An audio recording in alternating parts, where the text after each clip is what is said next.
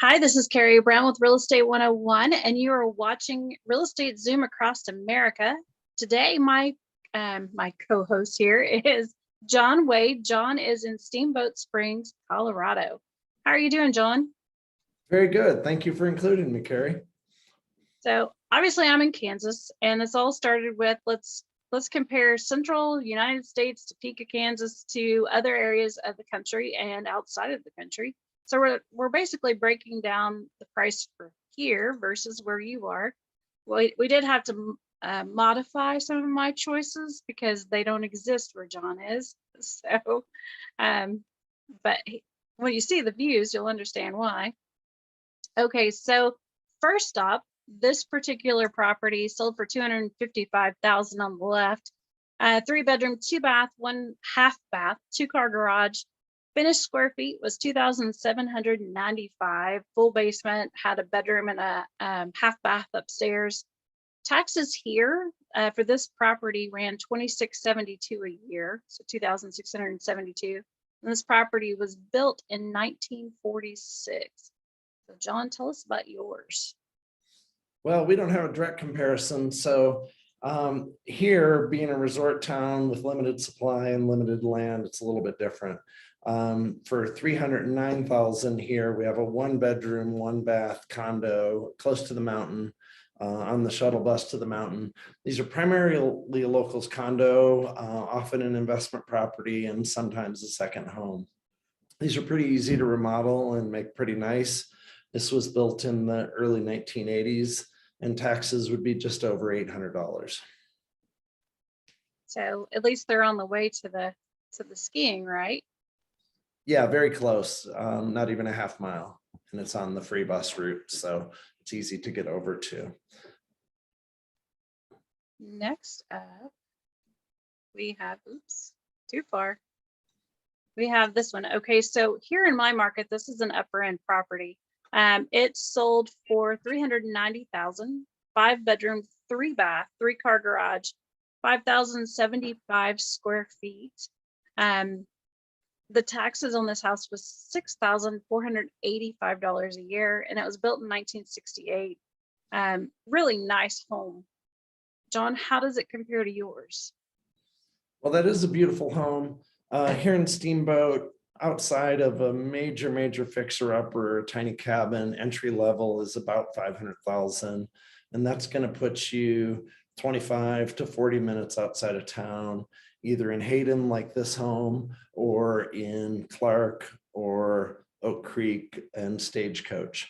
Now, these areas have some great amenities too, but they're just a ring or two outside of our main area. This particular home sold for $520K. It's 3 bedrooms, 2 baths, 1,728 square feet. Taxes would be about $1,500 a year, and it's 30 minutes from Steamboat. This one was a good value. Actually, it's still available at because it's new construction. So you would need to put in blinds and do the landscaping, but to have a brand new home for that price is very attractive. And we're really seeing Hayden come into its own with more amenities, and a lot of young families move out there. So it's a great scene now. It looks like a really cute house. Yeah, right. They do a beautiful job for the price. In Steamboat, this home would be 1.2 to 1.4. Oh, wow. And how much square footage is that? 1,788. Wow. Well, you pay for the views, I guess. So next up. Okay, so mine is on the right, and it sold for $755,000. It's 4-bedroom, 4-bath, 4-car garage, 4,004 square feet, a lot of fours, 16 acres. And the taxes ran $6,615 a year. It was built in 2016. Jon, that is a beautiful place. Tell me about it. Yeah, so this home is out by Saddle Mountain Ranch, which actually just featured in, what was it called? Nearly Famous. It's an old ranching family, has 5,000 acres that this is very close to. and are just a key part of our steamboat heritage. This home, it's about 15 or 20 minutes from town. It's in the Steamboat School District, like the first one, which makes prices go up considerably. It's on 5 acres. It has wonderful views of the ranch I just mentioned, along with Oak Creek going below it and the ski mountain. It is, let's see here, 715K for a 3.2. Oh, I apologize. This one, that's right, sorry. 715K for a 3.2. Taxes would be about 2,000 or so, depending on the assessment. And it has a 2-car garage and just some beautiful country out there. How many square feet did this one have? 1788 square feet. Okay. For the same money, you could get an entry-level townhome in town. So that's kind of the trade-off in our area. If you want to be in town, you kind of step down a product type and maybe some space and maybe give away a garage. And that's the trade-offs people are making. Gotcha. All right. So next up, this is our $2 million range, John, which is a gorgeous house. It sold for $1,995,000, 5-bedroom, 6 full baths, 2 half baths, 3-car garage, 10,891 finished square feet on 1.54 acres. The taxes per year on this one is $26,107, and it was built in 2008. But look at your view. Tell me about this one. Okay, for about 2 million, this one's 2.15 million. It was what we consider new. It was built 4 or 5 years ago for a 4.4, 3,600 square feet luxury home. Beautiful views, beautiful interior. What you can't see in the picture is that it's very close to some power lines. If it wasn't close to those power lines, it would probably be about 275. Close to the ski area, again in Steamboat Schools. Our 2 main areas are the ski area and downtown. This is in Fish Creek, which is in between where I also live, and a beautiful home. To go downtown, we just listed today at 1,800 square foot for 225 and already have a very strong offer on it. That one's right downtown. There's a premium for downtown. You can just walk to everything. There's 3 trail systems out of town, 5,000 acres of open space on one side, national forest on the other side, and a lot of amenities. But basically all that stuff's within 10 minutes of any home that's in the city of Steamboat itself, like this one.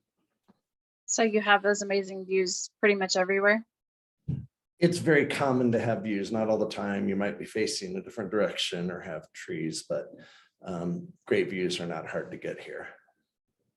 It looks like that. All right, so this next one, I had nothing to compare to, but it was such a pretty property that I kept it in. So John, take it away. What about this one? So sold this one late last year. This was 1 year old. It's a beautiful, let me just see here, 45, 48 square foot home, 4 bedrooms, 6 baths, mountain contemporary style, which gets the highest price premium, another 100 to 300 a foot over something comparable homes. Takes in beautiful views out of the mountain in the front. You can see the office there to the right of the front door in the center, and then the living room scales out with 3 sides of windows and looks at the sunsets, another set of mountains to the right, and the mountains out the front here. It's truly a spectacular home. For this home, it was $3.6 million, and the lot is now worth $1 million, maybe $1.1 million on that one. This has been an active part of our market as more people can work from home. Basically, more people can be in Steamboat more of the time, and it's affecting nearly every price point, but particularly the luxury market above $3 million. Well, they have more room to spread out for sure with families. And it's not that big, but it's pretty efficient design. We went through a phase in 06 to 07, particularly where they were building. You'd ask for a 6,000 square foot house and you couldn't get the plans below 8,000 and maybe even 10. and there's just a lot of extra space. And so people are really valuing a tight, efficient design, and this is one of those. It's very pretty. And now we are going to go into what you guys do there. So is that you? No, that is not me. It's a friend of mine. Our full-time photographer takes some of these lifestyle shots for us to convey what we have here in Steamboat. While we're a world-class ski resort and having an amazing lifestyle because of it, the real attraction for Steamboat is that we have a strong community here. We're still 53% local ownership and have a ranching heritage that makes people almost universally down to earth. There's a few people that like to show their money, but most are here for the lifestyle and just like to blend into the community, are very generous and give, which is great. In fact, you know, that describes several people here from Kansas that we've worked for. We tend to attract a lot of down to earth, great salt of the earth people that while they enjoy some of the finer things, they're just low key people that want to do their part. I would say that that definitely describes Kansas that I know. You know, people could have tons of money and you wouldn't have a clue. So it's not like they're boisterous at all, which is really nice. Very down to earth. I have yet to meet anybody that I didn't think was. So I think it's pretty awesome. I call Steamboat an incredibly effective filter for nice people. It's not perfect, and so someone isn't being so nice, maybe they're having some trouble. But if you want to party or show your money, you go to Vail or Aspen. If you want to be part of the community, you come to Steamboat. We also have excellent schools, which is almost singular in Colorado mountain towns. Only Crested Butte and Durango also have great schools, but they're considerably further from Denver and don't have some of the amenities that we do. So obviously with a lot of snow, which we have actually snow on the ground right now here in Kansas. How are they as far as clearing it off? And, you know, obviously, you know, you've got to have the 4-wheel drive, but is it pretty easy to get around? Yeah, one of my favorite questions besides taxes. They have closed school twice in the range of 40 to 50 years ago and never for snow. One, because it was really cold out in the South Valley and they were worried if kids were out at the bus stop a little too long, and we're pretty hardy here. And the other is there was a gas leak in a building downtown and the community just came together to help those people. So we have road graders that go by our house regularly, even out into the farthest reaches of the county. The roads are open every day. Maybe out in the furthest areas, they plow once a day, but you know, it's a good idea to have 4-wheel drive and snow tires here, just for the slipperiness at times, but it's not a problem for opening schools or getting around. In fact, most of us are like, bring it on. We don't see it as an obstacle. We see it as a gift, and there's a little bit of cost in dealing with it, but it feeds our soul if you're into the outdoors. You guys, we won't stay in snow the whole time, but obviously skiing is a big thing there, and this is showing the lifts. I've seen you on Facebook several times. It's like before you even went to work, you went and skied for a little while. Yeah, I'm a little bit crazy. We like improbable sports out here too. So I was up there this morning. The pictures you see are mostly what we call skinning up the mountains. We'll start at the bottom. It's about 2,000 feet. Takes a little less than an hour depending on how good a shape, and you go straight up the ski runs.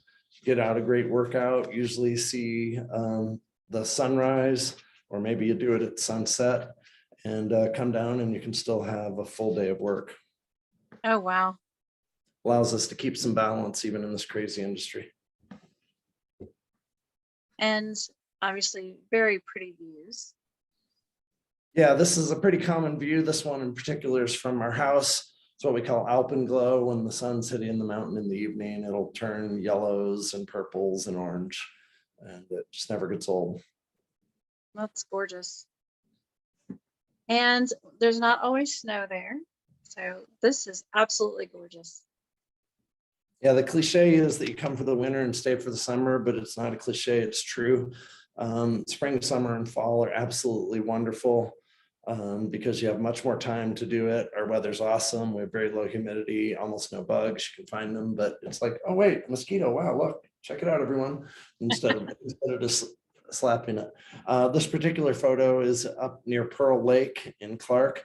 Up north, our mountains down in town are a little older, so they aren't as rugged. Up north, very close to this, there's the Mountain Circle Wilderness area, endless hiking, craggy peaks, and then lakes, rivers, and streams to do a whole variety of things. We often go up there and paddleboard. Which takes me to your next activity. Horseback riding seems to be a pretty big hit where you're at.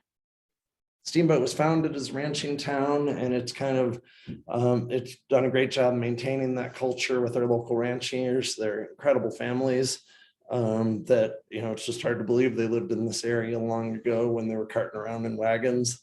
They would join together in winter for a winter carnival and use horses like this to pull people through downtown on skis for different contests. And so our Western heritage still lives, and it's attracted a lot of people that values it. So I don't see that changing here. And next up, we're back to the same place, but obviously canoeing is something else you could do, or paddleboarding or kayaking. Yeah, canoeing, kayaking are also very big. We have some great rapids in our rivers, even through downtown. And it's a beautiful way to enjoy the outdoors. And this is the town. Tell me about it. So downtown Steamboat is kind of cool. We have our mountain area that's centered around the resort, and tourism. Downtown is more local central, but it is also still a focus of tourism. It's unique because the Yampa River flows through it, which has excellent fishing, even in public water. Across the river to the left, there's a 5,000 acre park, open space park in BLM. There's the oldest continuously operating ski area in the US called Howelson Hill. With the ski area, Nordic jumping, bumps, alpine racing. Steamboat has over 100 Winter Olympians, which is the most of any town in Steamboat, they say. And it's really cool. You can hike and do so many activities right out of downtown. Come back, have a beer, a pizza, or whatever your thing is afterwards, and not miss. Like we even go up to an area called Strawberry Park that's 10 minutes above downtown, up on Buffalo Pass, and ski powder for a week or two after a storm on our snowmobiles. Wow. So what is the protocol there for COVID now? We currently have no mandates, haven't since maybe mid last year.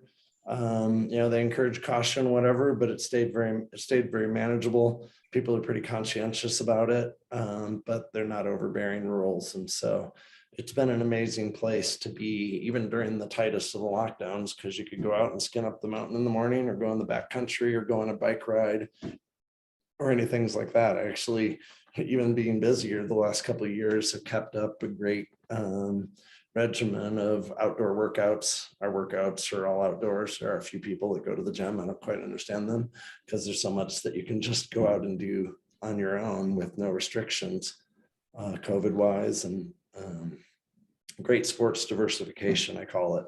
There's a great sport for nearly every weather, every type of weather. Haven't quite figured out rain, but it doesn't do that much. So it's easy to plan around. So investor market, is there such a thing where you are? Yeah, our market is definitely driven by personal use, but people see an investment component in anything they put their money into, and then some are purely investment driven. You're definitely leaning on a little more of an expectation of appreciation over time. Resorts definitely attract usage and money in that regard. But there are some opportunities for fairly good cash flow, definitely better than you're seeing in many bond products, much less a savings account or dividends off of some of the more stable stocks. And people like to diversify. They'll have some of those other products, and they believe in steamboats. So they might own a commercial building like the first floor of this building that you see here, or short-term rent certain properties, or long-term rent to provide local housing. And are you guys, you're a title state also, correct? Yes, we also use title companies. And land, there's nothing quirky. It passes along with the house whenever they buy. Yeah, we don't have, not that I've run into in 16 years, any separation of land, any leasehold kind of arrangements like you might see in some places.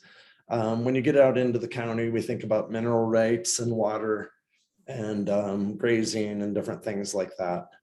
But most of our property, its value is in its recreational use.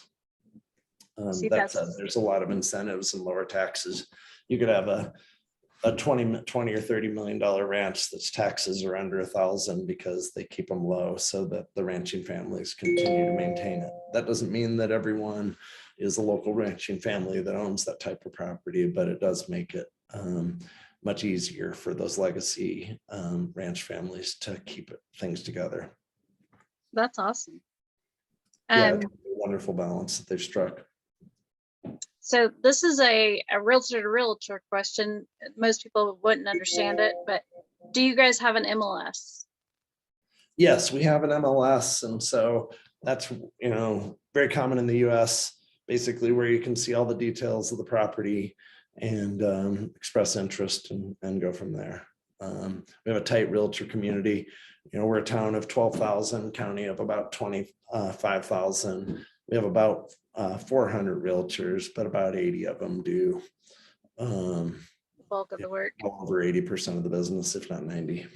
I think that's really the same way, regardless of where you are. Okay, so next up, Yeah. this one is, we're in Kansas now. So this is our capital. Obviously really pretty. You can actually tour it. And then we are known for Brown versus Board of Education, the National Historic Site.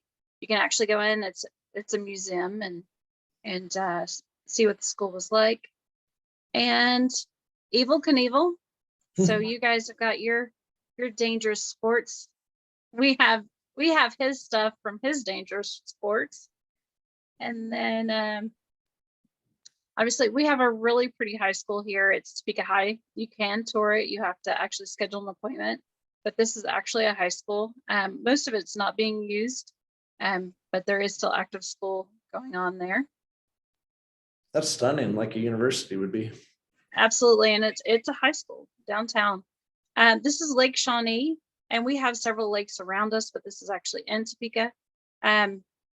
Beautifully landscaped, walking trails. You can sail, you can kayak, paddle boat, all of that. We have what's called tulip time at several different gardens here in town, but Lake Shawnee actually puts on a really good tulip time. And next up, we have the Topeka Zoo.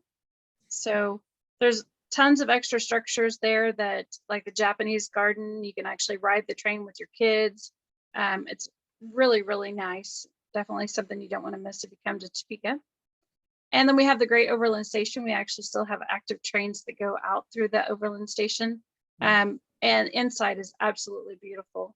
And they do just display all of the flags around the world. So that's out front. And next up, Jon, obviously, you are a great agent. I've known you for quite a while through rate, and you have a team, correct? Yeah, we have a team of 17 people with basically a staff person for every agent to allow us to provide the best service and best results for our clients. We are fortunate to be #1 here in Steamboat. And if you're interested in Steamboat, or you need to know the best person in Vail or any of the other Colorado cities, I'm happy to talk to you and give you advice on the best way to proceed and who to connect with. And then here is my information. All of this is on the video. We have a team of 7. I kind of joke, but in the team, the girls are the real estate agent and the guys are our staff. We drive them a little crazy. but it's a lot of fun. So if you're looking in this area or anywhere near us, I'm happy to refer it out. And obviously the people that I've picked to be in these videos are stellar agents, just like Jon. So we can actually help you around the world. So if you're looking, let us know. And then obviously here's the end. Now you get to meet Jon up a little closer. Anything else you would like for people to know about Steamboat Springs? Well, Steamboat's just an awesome town. If you're to the point where you can work from anywhere, that's a big draw for us. Or even if you can just visit part of the time, come check it out. It's a wonderful spot. And I'd be remiss not to mention it is an honor to be on your show. Karey, you have a great reputation and one of the top brokers in the nation. I feel grateful to have learned from you over time. Well, I appreciate that. And likewise, our group that we have, and it's a mastermind group, it's amazing. I learned stuff from all of you guys. They're just all phenomenal.